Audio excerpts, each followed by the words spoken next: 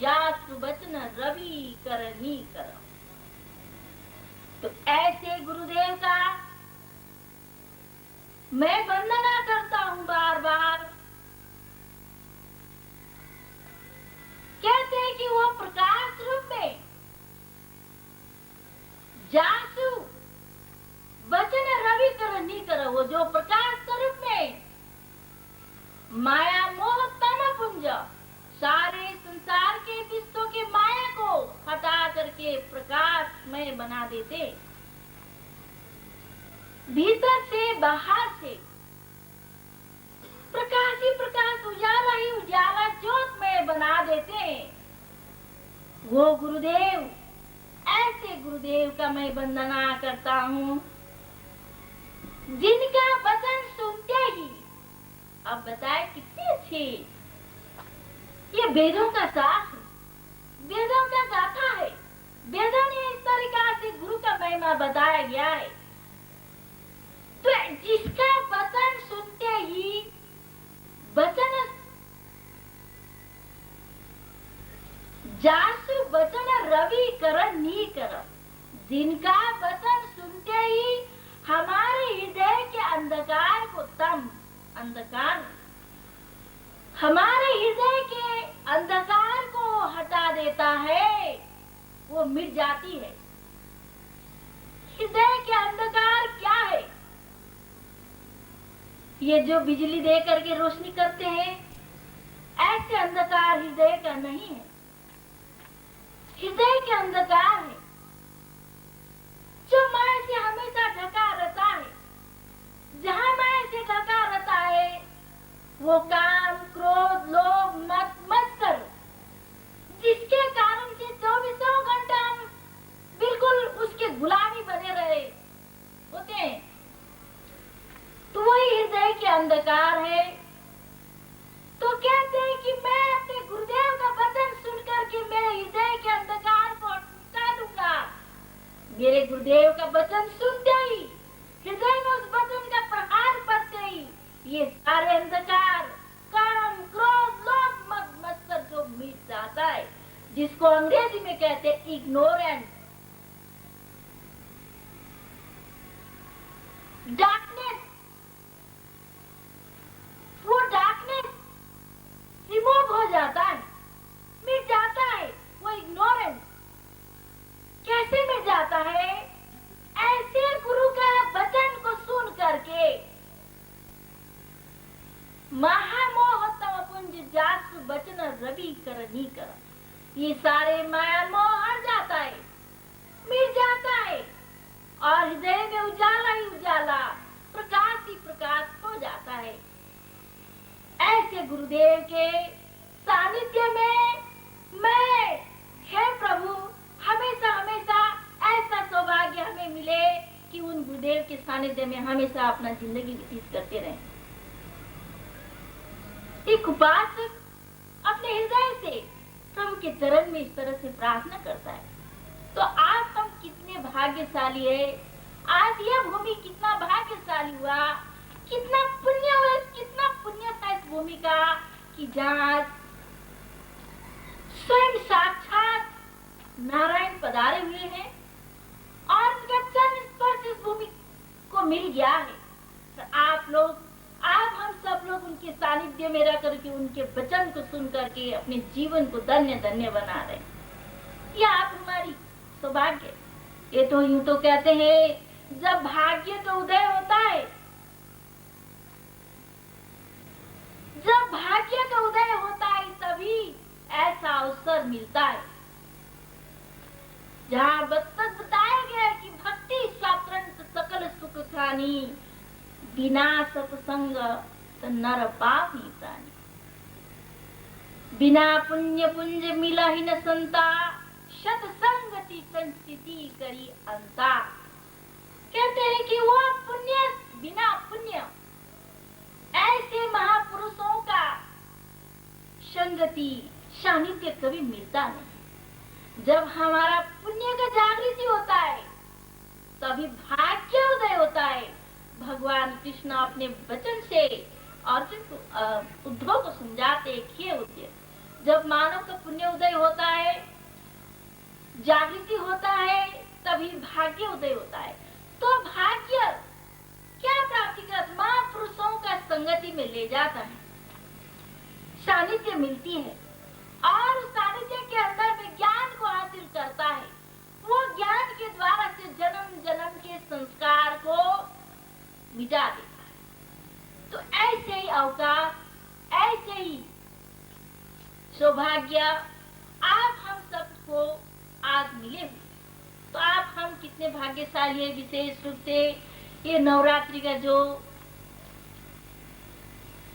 साधना जो जोधपुर में लगती थी हमेशा हर साल, तो आज आप लोगों को या हमारे भिलाई के नगरवासी हमारे प्रिय भक्त लोगों को मिला था।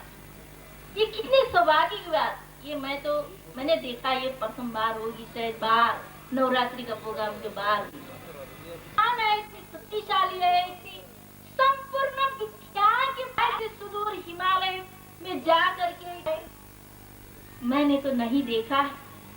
मैंने तो आज तक किसी को देखा ही नहीं कि किसी ने इस तरह से खुला में खुला ऐसे विद्या को रखा है समाज के आगे।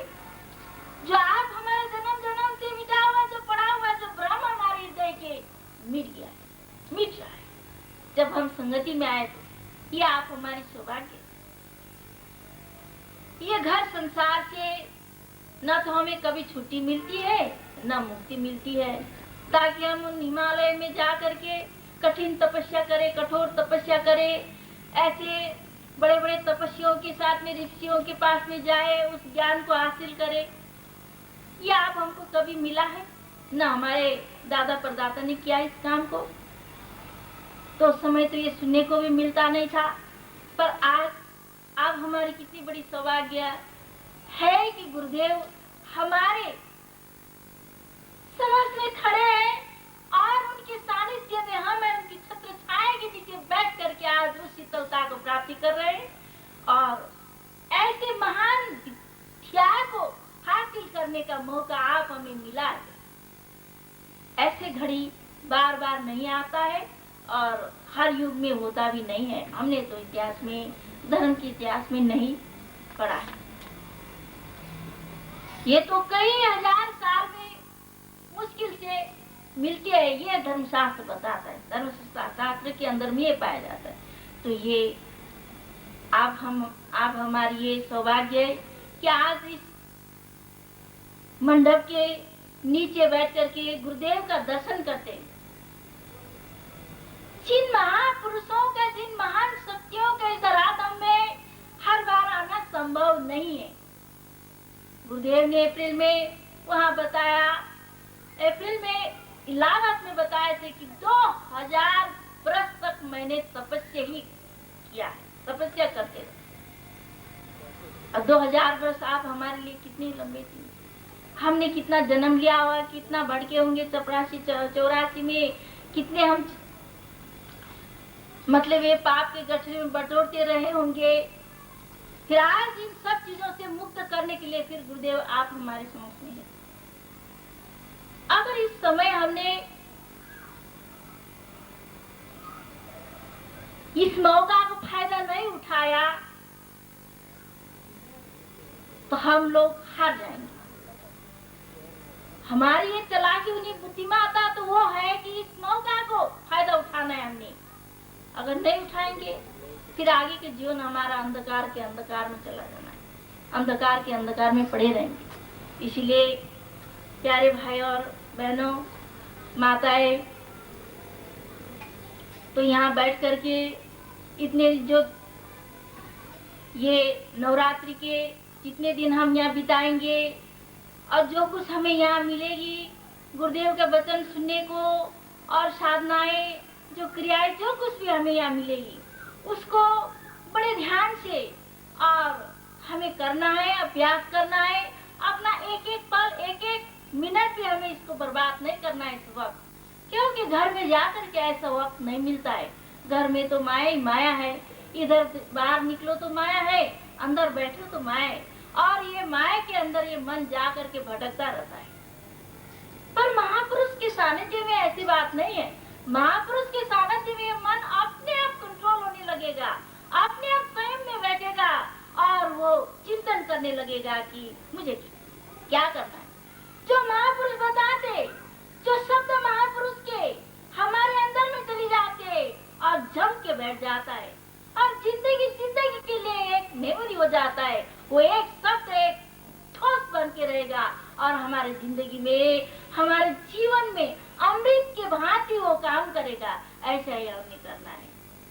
इसलिए अब आगे का कार्यक्रम एक भजन सुना करके मैं शुरू करूंगी। हमने थोड़ा सा यहाँ पर योग साधना, जिसको कहते हैं गीता के अंदर में ये गोपनीय ज्ञान है। अर्जुन, गीता के 4th अध्याय में आप देखे, इस गोपनीय विद्या धर्म का हो, चाहे किसी भी संप्रदाय को मानने वाला हो, चाहे कोई भी पंथी का हो, तो हर मनुष्य को चाहिए कि गुरु के शरण में जाकर के उस दिव्य नेत्र को खोले। दिव्य नेत्र को खोलने के बाद उसको ये पता होता है कि ये संसार क्या है, माया क्या है, क्या लोक है, गुरु क्या है, मनुष्य क्या है और साधारण मनुष्य क्या है और मेरा जीवन क्या है, मैं कौन हूँ, ये सब कुछ जान पाता है। इसीलिए इस मन को हमारे शास्त्रों ने, हमारे महापुरुषों ने ये हमें समय समय पर संदेश देते आए कि उस दिव्य नेत्र के और इस मन को जोड़ दो। इसका नाम योग है। उस मन को जोड़ करके और उसको, उस मन को वहां जोड़ने के लिए गुरु चिंतन का अत्यंत आवश्यक पड़ता है। गुरु चिंतन से गुरु का शक्ति हमें आ जाता है और गुरु का अनन्य आशीर्वाद और प्रभावित होने लगता है हमारे जीवन के अंदर में। इसीलिए क्योंकि हम मनुष्य इतने नीच है, हमारे हर क्षण हर मिनट पर कर्म तो ऐसे नीच होता रहता है। हम ऐसे कर्म तो कर ही नहीं सकते। गुरु ऐसे मुक्त आत्मा होता है, ऐसे सर्वशक्तिमान होता है, ऐसे दिव्य होता है, ऐसे पवित्र होते हैं, जिनके स्मरण करने से, जिनके चिंतन करने से उनका संस्कार हमारे जीवन पर, उनका छाया जीवन पर पड़ता रहता है। देखो, एक पेड़ है, एक पेड़ की छांव के नीचे बैठो तो आपको शीतलता का अनुभव होगा और शीतलता अनुभव करने, कितना गर्मी के धूप में कितना आनंद आएगी, कितना ठंडा हवा को लेकर के कितना आनंद महसूस करोगे। तो ऐसे महापुरुष के सानिध्य में ऐसे जब उनका चिंतन हम करने लगेंगे, उनका छाया हमारे जीवन पर पड़ता जाएगा और गहराई पर हम चलते जाएंगे और ऐसे ही फिर संस्कार भी हमारे जीवन के ऊपर पड़ता जाएगा और हमारा जीवन बदलता जाएगा।